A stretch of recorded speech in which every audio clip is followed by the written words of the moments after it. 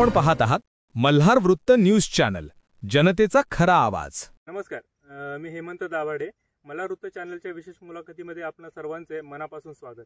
तर प्रेक्षक हो, आज आपल्या या विशेष मुलाखतीमध्ये अशा काही व्यक्तिमत्वाबद्दल आपण जाणून घेणार आहोत ज्यांनी छत्रपती संभाजीराजे यांच्या स्वराज्य पक्षाच्या माध्यमातून मुळशी तालुक्यातील जनतेचे प्रश्न जसे की रस्ते, पाणी, वीज, गावातील मूलभूत समस्या, पंचायत समिती, महसूल विभाग, शासकीय कर्मचाऱ्यांचे गैरव्यवहार उघडकीस आणून समाजसेवेची कामे सुरू केली. मुळशी तालुक्यात अत्यंत कमी वेळेमध्ये आपल्या रोखठोक भूमिकेमुळे ज्यांना प्रसिद्धी मिळेल असे स्वराज्य पक्षाचे मुळशी तालुका अध्यक्ष राजू फाले हे आपल्या सोबत आहेत. सर, प्रथमतः आपले मल्हार वृत्तमध्ये मनापासून स्वागत. प्रसंगी मला आपल्याला काही प्रश्न विचारायचे आहेत.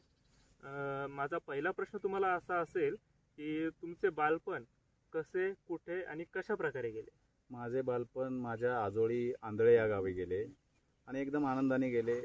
लहानाचा मोठा मी माझ्या मामाच्या गावीच झालो. माझं प्राथमिक शिक्षण असेल, माध्यमिक शिक्षण असेल तेथूनच झाले आणि तेथूनच माझ्या कामाची पुढील वाटचाल मी केली. या संदर्भात मी आपल्याला विचारू इच्छितो की तुम्ही जे समाजसेवेचं कार्य करत आहात, या समाजसेवेचं कार्य करण्याची प्रेरणा नेमकं तुम्हाला कुठून मिळाली? मी लहानपणीच मला या समाजकार्याची प्रेरणा मिळाली. माझ्या आजोबा निस्वार्थी समाजसेवा गावात करतच होते आणि माझे मामा पोलीस पाटील, त्यामुळं घरातूनच मला खऱ्या बाळकडू मिळालं आणि मी पुढे जाऊन त्याच प्रेरणेच्या माध्यमातून पुढे आजपर्यंत समाजकार्य करत आलो. नक्कीच सर. माझा तुम्हाला पुढील प्रश्न असा असेल की तुम्ही ज्या स्वराज्य पक्षामध्ये काम करत आहात त्या स्वराज्य पक्षाची एक पंचसूत्री आहे, ती पंचसूत्री नेमकं काय आहे? पंचसूत्री शेतकरी, कामगार, सहकार, आरोग्य आणि शिक्षण या पंचसूत्रीच्या माध्यमातूनच आम्ही आजपर्यंत तालुक्यात काम करत आलेलो आहे. अच्छा, तुम्ही जी पंचसूत्री आता सांगितली त्यातील एक महत्त्वाचा विषय आहे आणि अत्यंत संवेदनशील आहे, जो शेतकरी. कारण का शेतकरी राजा, ज्याला आपण राजा म्हणतो, त्या शेतकरी राजाच जर का व्यथेमध्ये असेल तर खरंच अवघड असतं. या शेतकरी राजासाठी तुम्ही काय केलं हे तुम्ही सांगू शकाल? शेतकऱ्यांसाठी मागील 2022 या वर्षी स्वराज्य संघटनेच्याच माध्यमातून शासन दरबारी आवाज उठवला की मुळशी तालुक्यात जर बघितलं तर खरेदी विक्रीचा व्यवसाय मोठ्या प्रमाणामध्ये जमिनी खरेदी विक्री झालेली. त्याच काळामध्ये शासनाच्याच चुकामुळं 155 महसूल कलम अंतर्गत जे प्रकरणं प्रलंबित होती त्याच्यावर आवाज उठवून ते माननीय जिल्हाधिकाऱ्यांना पत्रव्यवहार करून तात्काळ त्यांनी तसा आदेश देऊन महाराजस्व अभियान राबवलं आणि 7 दिवसाचं या महाराजस्व अभियानामध्ये 270 आदेश म्हणजे निकाली प्रकरणं काढली आणि त्याच्यामुळे शेतकऱ्यांना त्याचा चांगल्या प्रकारे लाभ मिळाला. हे मोठं काम आमच्याकडनं शेतकऱ्यांच्या माध्यमातून झालं आहे. नक्कीच सर. याचबरोबर आम्ही सातत्याने पाहतोय, इवन आम्ही वृत्तपत्रात देखील वाचतोय की तुमचे मुळशी तालुक्यामध्ये रस्ते प्रश्न जे आहेत या संदर्भात भरपूर पोस्ट असतात किंवा व्हिडिओज असतात, नेहमी तुमच्या बातम्या येत असतात. तुम्ही काय सांगू शकाल की मुळशी तालुक्यामध्ये रस्त्याचा प्रश्न हा नेमका कसा आहे? मुळशी तालुक्यातील दळणवळणाचा प्रश्न खूप गंभीर झालेला आहे. जर बघितलं असं विविध माध्यमातून म्हणजे विविध विभागातून PMRD असन, MSRD असन, सार्वजनिक बांधकाम असन किंवा जिल्हा परिषद बांधकाम असन किंवा मुख्यमंत्री ग्राम सडक योजना असन, ह्या ज्या माध्यमातून जे एवढ्या मोठ्या प्रमाणामध्ये मागील 5 वर्षामध्ये कोट्यावधी निधी या तालुक्यामध्ये आला, पण ज्या प्रकारे ज्या दर्जाचा रस्ता होणं गरजेचं आहे किंवा त्याची गुणवत्ता राखणं गरजेचं आहे, ती गुणवत्ता कुठं राखताना दिसत नाही. रस्ता झाल्यानंतर दुसऱ्याच वर्षात त्या रस्त्याला खड्डे पडतात, त्याची दुरुस्ती वेळेत होत नाही. यामुळं सातत्याने स्वराज्य पक्ष आणि आम्ही सर्वजण शासन दरबारी आवाज उठवत आहे. क्वालिटी आणि गुणवत्ता जर राखली तर चांगल्या प्रकारचे दर्जेदार रस्ते होतील आणि नागरिकांना जो दळणवळणाचा प्रश्न आहे तो सुटेल.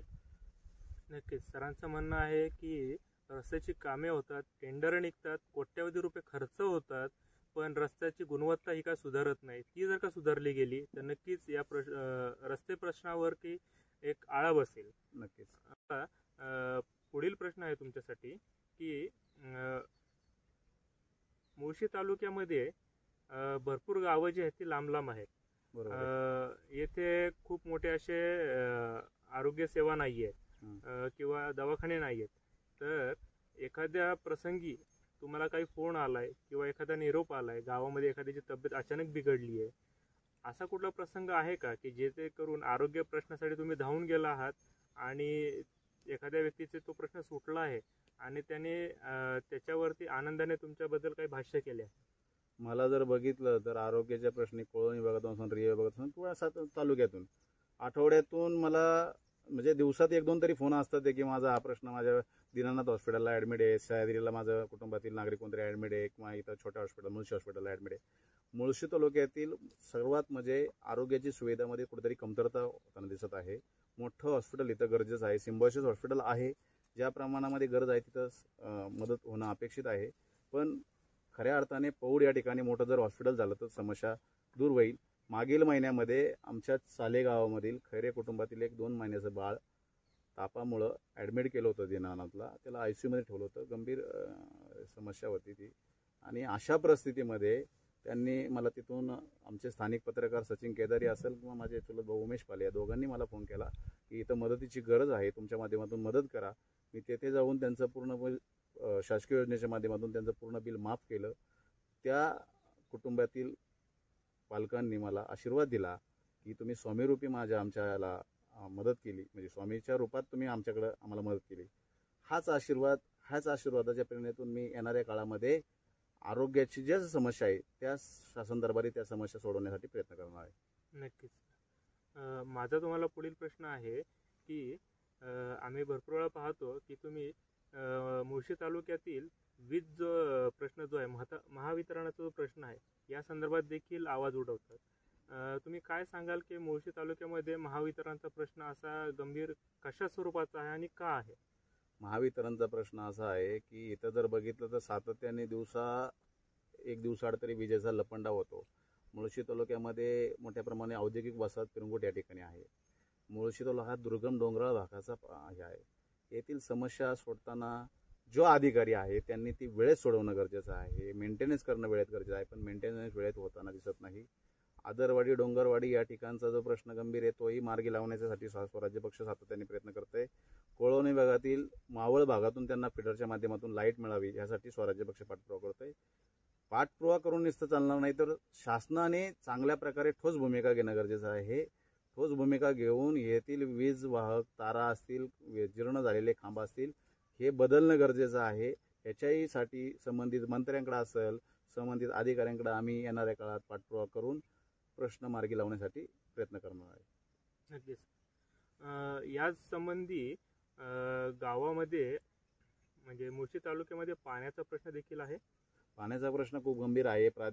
मुळशी प्रादेशिक टप्पा क्रमांक 2 आणि 3 जी यंत्रणा कार्यान्वित होती त्या ज्या प्रकारे त्यांनी स्पीड घेणं गरजेचं होतं ते तिथं थांबलंय, म्हणजे किंवा त्याला दिरंगाई कुठेतरी होती. तर कोळवणी भागातील जी गावं बघितली तर त्यांना मार्च, एप्रिल, मे आणि जून या महिन्यामध्ये गंभीर समस्याला सामोरे जावं लागते. जर ती टप्पा 2 आणि 3ची जर कामं झाली, ते जर त्या प्रादेशिकचं पाणी आलं तर बऱ्यापैकी प्रश्न मार्गी लागेल. आणि एवढी मोठी धरणं मुळशी तालुक्यात असताना, मुळशी धरण असेल किंवा लावासा येथील टेमघर धरण असेल, एवढी मोठी धरणं असताना सुद्धा मुळशीतील पाण्याची समस्या सुटत नाही. तोही प्रश्न आम्ही शासन दरबारी आवाज उठवणार आहे. नक्कीच सर. माझं तुम्हाला काही दबक्या आवाजामध्ये असं कळतं की समाजसेवेचं काम करताना तुम्ही शासकीय अधिकाऱ्यांवर कुठल्या प्रकारचा दबाव आणता? नाही, शासकीय अधिकाऱ्यावर मी कुठल्या प्रकारचा दबाव आणत नाही. कारण माझ्याकडे जो येणारा समाज आहे तो सर्वसामान्य कुटुंबातील येणारे नागरिक, त्यांचे जे शासन दरबारी जे प्रश्न आहेत तेच प्रश्न घेऊन मी संबंधित अधिकाऱ्यांकडे, जर वेळेत सुटले नाही तर ते लोक माझ्याकडे येतात आणि मी त्यांच्याकडे जातो. माझा अधिकाऱ्यांबद्दल रोष नाही आहे, माझा व्यवस्थेबद्दल रोष आहे. आणि व्यवस्था जर अधिकाऱ्यांनी व्यवस्थित वापरली आणि त्या नियमावलीमध्ये काम केलं तर स्वराज्य पक्षाचे कुठलेही पदाधिकारी शासन दरबारी आवाज उठवणार नाही. जर ते प्रश्न वेळेत सुटले नाही तर सातत्याने प्रश्नांसाठी सर्वसामान्यांच्या प्रश्नांसाठी वाचा पुढत राहणार. नक्कीच. हे सरांचं म्हणणं असं आहे, अधिकाऱ्यांनी जर का त्यांची कामे वेळेत पूर्ण केली तर ही प्रसंगच घडणार नाही. अगदी बरोबर. नक्कीच सर. माझा तुम्हाला पुढचा प्रश्न असणार आहे, हे जे तुम्ही समाजसेवेचे कार्य करत आहात ते समाजसेवेचं कार्य करताना तुम्हाला कुठली प्रशासकीय पातळीवर काही सहकार्य मिळालंय? नेहमी प्रशासकीय पातळीवर ज्यावेळेस मी प्रश्न घेऊन गेलोय तिथं स्थानिक म्हणजे ज्या ठिकाणी मी प्रश्न घेऊन जातो मुळशी तालुक्यातील अधिकाऱ्यांकडे असेल किंवा पुणे शहरातील जिल्हाधिकारी कार्यालय असेल किंवा जिल्हा परिषद असेल, तिथं प्रश्न सुटताना दिसतात ते. आणि मी जिथं प्रश्न सुटला नाही त्याचा पाठपुरावा सोडत नाही आणि पाठपुराव्यामुळे तो प्रश्न मार्गी लागतो, हे नागरिकांनी अनुभवलेलं आहे. नक्कीच सर. माझा तुम्हाला पुढचा एक प्रश्न असा असणार आहे की तुम्ही जे समाजसेवेचं कार्य करत आहात, सातत्याने तुम्ही कुठला ना कुठला विषय लावून धरत आहात आणि तो शेवटपर्यंत नेत आहात. त्या संदर्भात तुम्हाला कुठला पुरस्कार किंवा कुठलं मान सन्मान मिळाला आहे का? तर पुरस्कार मला मागच्या वेळी दैनिक पुण्यनगरीने समाजमित्र पुरस्कार दिला. बाकी या कोविडच्या काळात पुरस्कार कुणाकडून मिळावा यासाठी मी काम करत नाही. माझा पुरस्कार मला प्रत्येक नागरिक देतात, ते फक्त आशीर्वादरूपी, आणि तोच पुरस्कार मला गरजेचा आहे. आणि त्याच पुरस्काराच्या माध्यमातून माझी काम करण्याची ताकद जास्तीत जास्त वाढत जाते. त्यामुळे माझं कार्य आणि माझे सिस्टम डोक्यामध्ये एकच आहे की समाजसेवा, निस्वार्थ समाजसेवा केली की ॲटोमॅटिक आशीर्वादरूपी मला पुरस्कार मिळतात. नक्कीच. माझा तुम्हाला पुढचा अजून एक प्रश्न असणार आहे की आगामी काळामध्ये तुम्ही कोणत्या मुद्द्यांवर लक्ष केंद्रित करणार आहात? आगामी काळामध्ये ज्या ज्या ठिकाणी ज्या नागरिकांच्या प्रश्न आहेत त्या ठिकाणी त्या गावामध्ये एक गाव एक अभियान घेऊन स्वराज्याच्या माध्यमातून त्यांच्या जे मूलभूत प्रश्न आहेत ते सोडवण्यासाठी प्रयत्न करणार आहे. पूर्ण तालुक्यामध्ये जाऊन संपर्क वाढवणार आहे की जे लोकांचे प्रश्न समजून घेऊन ते सोडवण्याचं त्याच ठिकाणी सोडवण्याचे प्रयत्न करणार आहे. नक्कीच. पुढचा प्रश्न असा आहे तुम्हाला की समाजसेवा करताना तुम्ही काहीतरी एक उद्दिष्ट ठेवलं असेल, तर तुमचं असं दीर्घकालीन उद्दिष्ट काय आहे किंवा तुम्ही पुढच्या 5 ते 10 वर्षामध्ये तुम्ही स्वतःला कुठे पाहताय? 5 ते 10 वर्षामध्ये ज्या लोकांच्या समस्या आहेत ते सोडवण्याचा प्रयत्न करणार आहे. पण मी जनजागृती करणार आहे. गावोगावी जाऊन जे नागरिक आहेत की आपण जे निवडून दिलेले मतदान करतो आपण ज्यावेळेस आणि निवडून ज्या लोकांना देतो त्यांच्याकडून काम करून घेण्यासाठी पाठपुरावा करणं किंवा शासन दरबारी गेल्यानंतर पाठपुरावा करणं आणि समस्या कशा सोडवणं ह्यासाठी गावोगावी युवकांचे महिलांचे युवतींचे कॅम्प घेणार आणि नागरिकांना ते दाखवून देणार की बाबा तुम्ही तुमचे प्रश्न कसे सोडवू शकता. नक्कीच सर. पुढचा प्रश्न माझा खरंच खूप महत्त्वाचा आहे आणि आमचे प्रेक्षक सुद्धा तो ऐकण्यासाठी आतुरतेने वाट पाहतात की समाजसेवा करता करता तुमचा असा काय प्लॅन आहे का की राजकीय क्षेत्रामध्ये घुसायचं आहे, त्यानंतर राजकीय क्षेत्रामध्ये गेल्यानंतर काय निवडणूक मध्ये जाण्याचा काय विचार आहे यावेळेस? नाही, आता किंवा निवडणूक लढवण्याचा काय विचार? नक्कीच स्थानिक स्वराज्य संस्थेच्या निवडणुका येऊन ठेपलेल्या आहेत. पण मुळशी तालुक्यामध्ये बऱ्यापैकी प्रत्येक पटलावर मी काम करत आहे आणि माझे पक्षातील सर्व पदाधिकारी काम करत आहे. काम करत असताना अनेकांचे मला फोन आले की तुम्ही निवडणूक लढणार आहात का? नक्कीच. छत्रपती संभाजीराजे जे आमचे सर्व आहेत स्वराज्य पक्षाचे, त्यांनी जर आदेश दिला तर कुठलीही निवडणूक लढायला मी तयार आहे. पण निवडणूक लढण्यासाठी पहिलं आमचं उद्दिष्ट आहे निवडणूक लढण्यापेक्षा की समाजसेवा ही पहिलं उद्दिष्ट आहे आणि समाजसेवा ही आमची थांबणार नाही.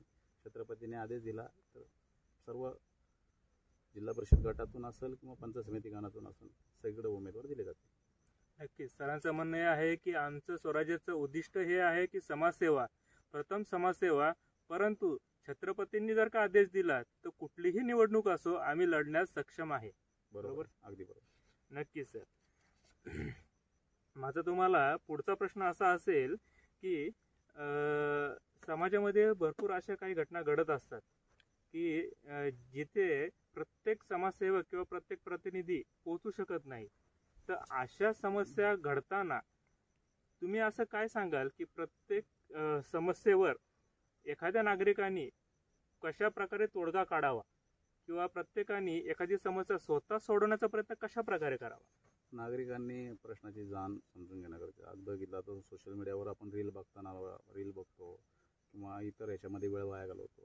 जर आपण पुस्तकं वाचली पाहिजे किंवा शासनाचे ज्या नियमावलीची जी पुस्तकं आहेत म्हणजे RTIच्या माध्यमातून जी पुस्तकं आहेत ती वाचली पाहिजे. वाचली तर आपण वाचाल. आपल्या ज्या समस्या आहेत त्या आपण सोडवल्या पाहिजे. आपल्याला आपले प्रश्न समजले पाहिजे. आपण कुठल्याही अधिकाऱ्यावशी घेतल्यानंतर कुठल्याही आर्थिक याला बळी नाही पडलं पाहिजे आणि आपले प्रश्न सोडण्यासाठी जर आपल्याला एखाद्या ठिकाणी मदत लागली तर स्वराज्य आपल्याला मदत करायला पण तयार आहे. नक्कीच सर. माझा तुम्हाला एक शेवटचा प्रश्न असा असेल, तुम्ही स्वराज्याच्या मार्फत समाजसेवेची कामं तर करतच आहात. समाजसेवेची कामं करताना एकच व्यक्ती सर्व ठिकाणी ॲट अ टाइम पळू शकत नाही. तर त्यासाठी एक फळी निर्माण करणे सुद्धा गरजेचे असते. तर स्वराज्याची मुळशी तालुक्यातील फळी किंवा स्वराज्यासाठी एक युवकांनी कसे स्वराज्यामध्ये यावे किंवा तरुणांना आकर्षित करून घेण्यासाठी तुम्ही काय कराल? तरुणांना आकर्षित करण्यासाठी तरुणांना नेहमी मी ज्यावेळेस मला विद्यार्थ्यांचा प्रश्न असेल, युवकांचा प्रश्न असेल, मी नेहमी त्याच्यावर आवाज उठवताना दिसतो. तरुणांना हेच सांगेल की स्वराज्य पक्षामध्ये तुम्ही काम करा. स्वराज्य हा निस्वार्थ पक्ष आहे. तुम्हाला पदं देऊन फक्त बॅनरबाजी करायला लावणार नाही. तुमच्या समस्या, तुमच्या सभोवताली प्रश्न जे आहेत ते सोडवण्यासाठी प्रयत्न करणार आणि तुम्ही तुमचे प्रश्न सोडवले तर आणखीन तुमच्याकडे लोक त्या वेगळ्या नजरेने पाहणार आहे. स्वराज्य एक दिशा देणारा पक्ष आहे, समाजाची सेवा करणारा पक्ष आहे. जास्तीत जास्त युवकांनी किंवा तालुक्यातील नागरिकांनी स्वराज्य पक्षात यावं आणि त्यांना नेहमी सहकार्य करण्याची भूमिका पक्षाची असते. नक्कीच सर. तुम्ही मल्हार वृत्तच्या स्पेशल मुलाखतीमध्ये आलात, आम्हाला वेळ दिलात, त्याबद्दल आम्ही तुमचे मनपूर्वक आभार. खूप खूप धन्यवाद. मल्हार वृत्ताचे नवनवीन व्हिडिओ व अपडेट्स पाहण्यासाठी आजच आमच्या यूट्यूब, फेसबुक व इंस्टाग्राम चॅनलला लाईक व सबस्क्राईब करा. संपर्क 80 10 186 630.